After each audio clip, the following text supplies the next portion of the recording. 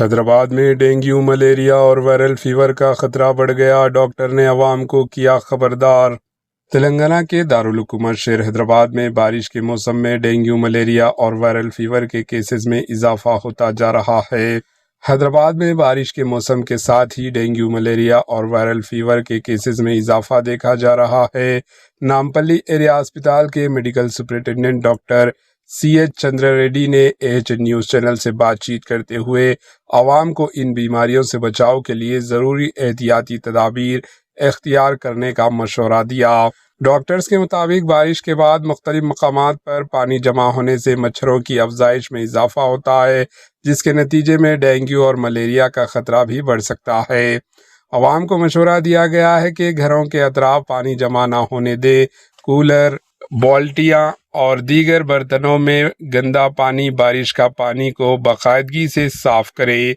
मच्छरों से बचाव के लिए शाम और रात के वक्त पूरे कपड़े पहने और ज़रूरत के मुताबिक मच्छर भगाने वाली अद्वियात या मच्छरदानी का लाजमी इस्तेमाल करें।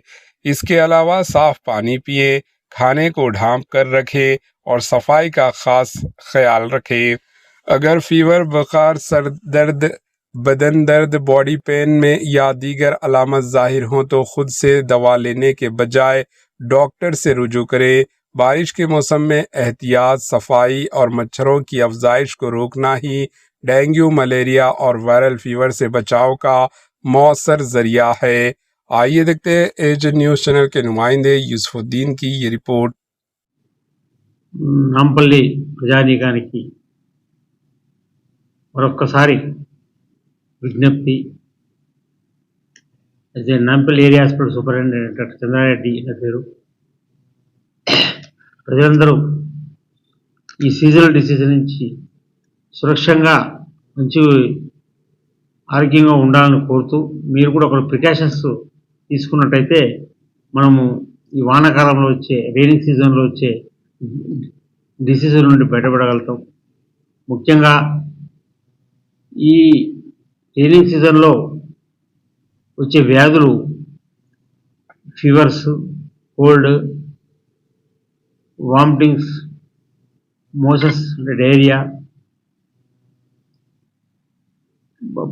Body pains plus vector body disease అంటే దోమల వల్ల వచ్చే ఫీవర్స్, చిల్స్, మెయిన్గా important dengue fever, typhoid fever ఇవన్నీ వచ్చే సీజన్ కాబట్టి ఈ డిసీజ్ నుండి మనం రక్షించాలంటే కొన్ని పరిసర పరిశుభ్రతతో పాటు వ్యక్తిగత పరిశుభ్రత ఉండుకుంటూ మనం ఈ రోగాల నుంచి బయటపడాలని విజ్ఞప్తి చేస్తున్నాం.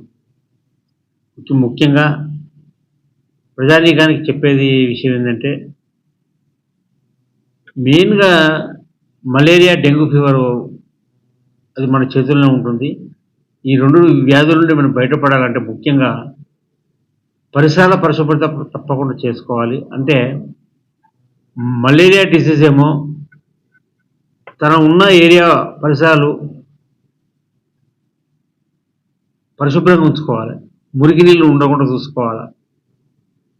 చేసినట్టయితే ఈ దోమలు, ఆ మురికి నుంచి వచ్చే దోమలు ఈ మలేరియా కాల్చే ఎనాఫిలిస్ లాంటి దోమలు వల్ల మనకు మలేరియా జ్వరాలు వస్తాయి. ఇంకొక విషయం చెప్పాలి మీకు, మంచినీరు కూడా, నీటి నిల్వలు గృహాలలో కానీ, ఇంటి ముందు కానీ, రోడ్లపైన కానీ మంచినీళ్ళు కూడా నిల్వ ఉండకుండా చూసుకోవాలి. ఎందుకంటే డెంగ్యూ ఫీవర్ కారకులైన దోమ అది ఖచ్చితంగా మంచినీళ్ళలో ఉంటుంది. ఇది ప్రతి ఒక్కరు గ్రహించాలి. మురికి నీళ్ళతో పాటు మంచినీళ్ళు కూడా నిల్వ ఉంచుకోవాలంటే వాటి మీద కప్పేయాలి. ఓపెన్గా బకెట్లలో వాటర్ పెడితే ఈ దోమ వచ్చి ఆ నీటిపైన వాలి మనం ఆ నీటి దగ్గర పోయినప్పుడు లేచి మనకు కాటేస్తుంది. కాబట్టి నీళ్ళు నిల్వ ఉంచుకోవాలి, కానీ నీళ్ళు ఉంచినప్పుడు దాని మీద పైకప్పు వేయాలి. ఈ దోమ ఓన్లీ నీటిపైనే ఉంటుంది కాబట్టి దాని పరిసరాలను నీళ్ళు ఓపెన్గా పెట్టకపోతే అసలు డెంగ్యూ ఫీవర్ రాదు. ఇది ఒక్కటి గ్రహించాలి ప్రజలు. తనతో పాటు పరిసర పరిశుభ్రంగా ఉంచుకున్నట్లయితే ఈ దోమల బారి నుంచి మనం బయటపడగలుగుతాం. దీంతోపాటు ఈ సీజన్లో వచ్చే రైనింగ్ సీజన్లో వచ్చే మెయిన్ ఏంటంటే విరేచనాలు, వాంతులు, కడుపుల నొప్పి, ఇవి నీటి వాటర్ బాన్ డిసీజ్ అంటారన్నమాట. నీళ్ళ వల్ల వచ్చే వ్యాధులు, టైఫాయిడ్ కూడా. వీటి నుంచి బయటపడాలంటే ముందుగా ఈ సీజన్ 3 నెలలు మినిమం వాటర్ని వేడి చేసి చల్లార్చి తాగినట్టయితే ఈ నేను చెప్పిన ఈ డిసీజ్ నుంచి మనం బయటపడగలుగుతాం. అంటే మన పరిసరాల పరిశుభ్రత చూసుకొని దోమలు రాకుండా చూసుకున్నట్టయితే ఈ పైన చెప్పిన మలేరియా, డెంగ్యూ రాదు. దాంతోపాటు పడుకునే ముందు దోమతెరలు కూడా ఉపయోగించుకుంటే చాలా మంచిగా ఉంటుంది. ఇవన్నీ కొన్ని ప్రికాషన్స్ మనం చేసుకున్నట్టయితే రోగం వచ్చిన తర్వాత బాధపడే కంటే రాకముందే మనం రాకుండా ఉండడానికి, హెల్తీగా ఉండడానికి ప్రయత్నం చేయాలి. ఒకవేళ ఇన్ని చేసినా కూడా వచ్చినప్పుడు ఎంబడే డిలే చేయకుండా ఆ ప్రభుత్వ ఆసుపత్రికి వచ్చి సరైన వైద్యాన్ని పొంది మంచి మందులు తీసుకొని మీరు ఆరోగ్యంగా ఉండాలని నేను ప్రత్యేకంగా నా నాంపల్లి ప్రజలందరికీ మరొక్కసారి విజ్ఞప్తి చేస్తున్నాను.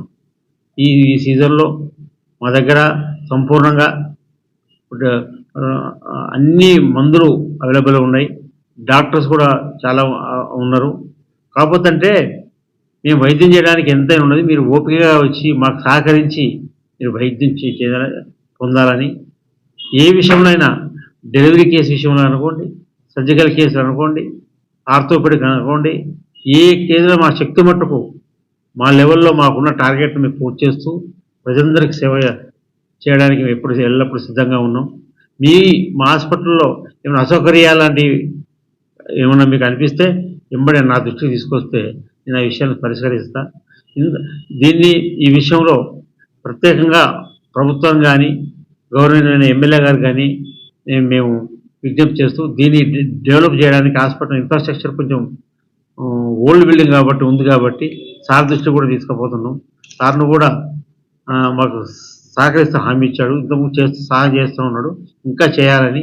మళ్ళొక్కసారి రీసెంట్లీ ఈ మంత్ ఆఫ్ లాస్ట్ వరకు ఒకసారి హాస్పిటల్ కమిటీ పెట్టి ఇంకా మా సమస్యలన్నీ గవర్నమెంట్ ఎమ్మెల్యే గారికి తీసుకెళ్తాం, ప్రభుత్వం తీసుకుపోతాం.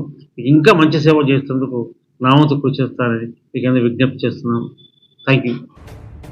एचएन न्यूज के यूट्यूब चैनल को सब्सक्राइब करें और बेल आइकन को दबाना ना भूलें ताकि आपको हर नई आने वाली वीडियो का नोटिफिकेशन बर वक्त मिल सके।